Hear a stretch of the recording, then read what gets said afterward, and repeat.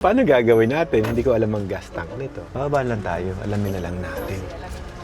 Alamin ko. Huwag mag-alala. I got your back, don't worry. Ang gas tank nito.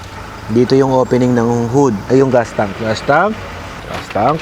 Where are you, gas tank? Eh, mami, yung BM ko, kakargahan mo rin? Bakit? Kung ginamit-gamit ito, hindi mo kakargahan. Motor mo ba? Oo. Nakisakay ka eh. Sinili kita ng pamasaya. Ako nag-tollgate. Pamasahe. Ay, ito pala gas tank eh. Ano to binubuksan, sir? Wala namang susi yan, sir eh. Sensya na, first time ko ah. Ako na hindi sir. Ayun. Paano mo binuksan? Dihila lang sir. Ayun, hinihila lang pala. Ay, may susi. So, papatayin, sir, no? Mami, papatayin daw kasi may susi. Subukan ko, sir. Ako na magbubukas, sir. First time ko eh. First time ko to eh. Ayun. Nadali. Ayun. Anong kakarga natin? Diesel to, di ba? Diesel. Tingnan mo kung diesel. Oh, diesel yata to, sir. Yes sir, may takip sir, may nakalagay diesel.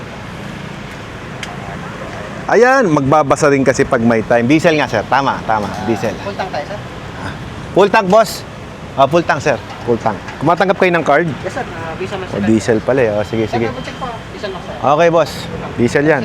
Nasa takip eh. So, amazed ako dito sa ating bagong kotse. Hindi nagbabayad ng pamasahe ng motor. Mami, yung motor ko full tankin mo rin. Lalagyan ko pala siya ng bike ramp doon para hindi siya gumagalaw na gano'n. Ganda eh, no? Okay, check natin. Ilan ang nakonsuma niya? Okay, ang isang full tank niya, 62 liters. Presyo natin, 3 lang. So, mamaya, kakargahan ulit natin siya ng automatic lang.